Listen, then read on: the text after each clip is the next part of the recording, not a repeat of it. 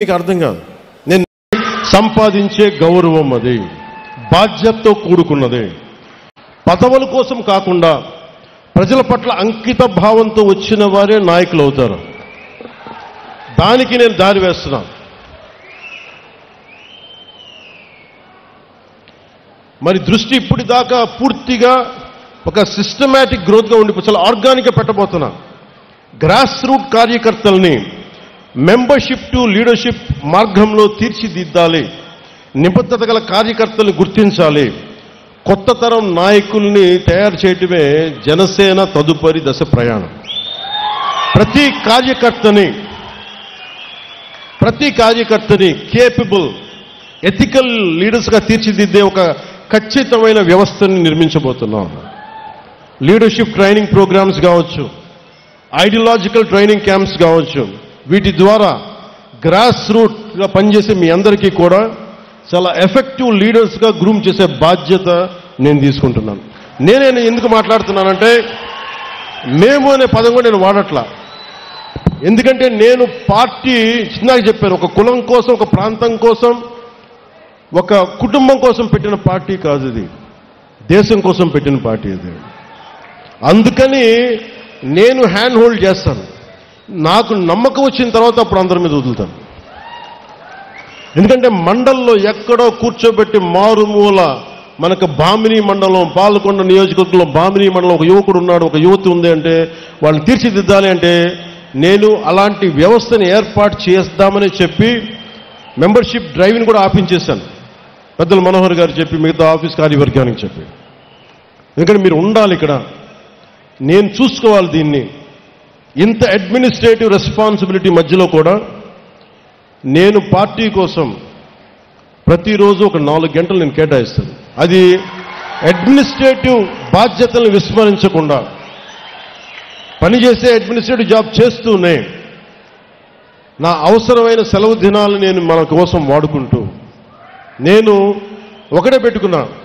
దశాబ్దం కాలం ఇక్కడ దాకా పట్టుకొచ్చాను. 14లో పెట్టాం, 24కి ఇక్కడ తీసుకొచ్చాం. మీరు 29-30కి మధ్య 1930స్కి నేను మీ నుంచి బలమైన నాయకులు నేను తయారు చేస్తాను.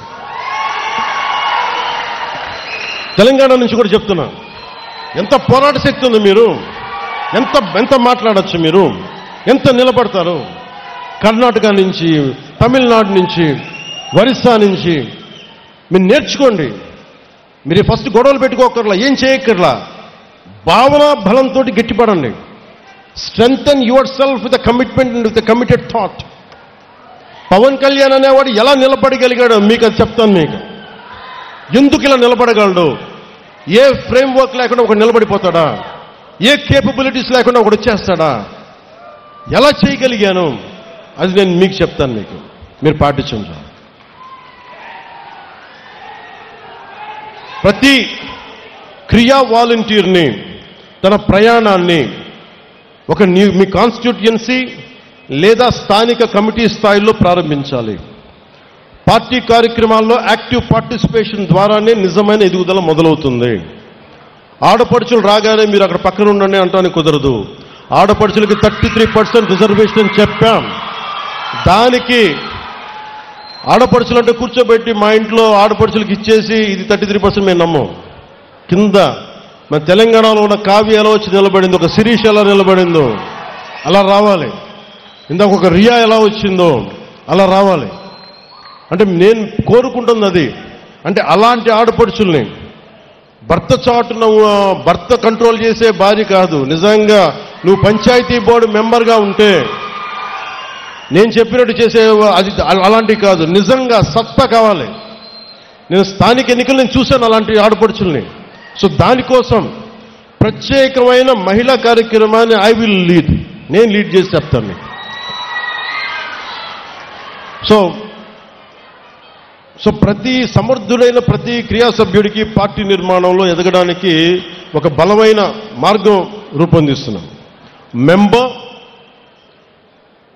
మెంబర్షిప్తో ప్రారంభించి ఒక క్రియాశీలక జన సైనికుడు, మామూలు జన సైనికులుగా వీర మహిళగా ప్రారంభించిన నేను పని చేస్తాను, కాంట్రిబ్యూట్ చేస్తానంటే you have to volunteer your self.